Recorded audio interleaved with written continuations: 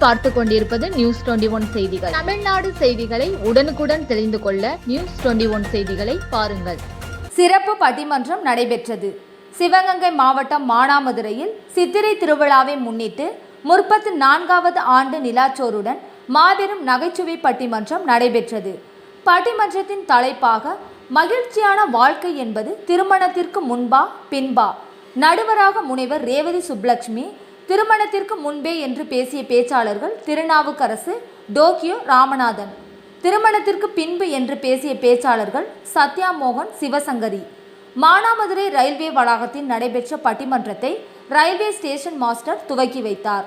நிகழ்ச்சி ஏற்பாடுகள் அனைத்தும் மானாமதுரை ரயில்வே காலனி சேவை கரங்கள் ஃப்ரெண்ட்ஸ் சார்பாக நடைபெற்றது.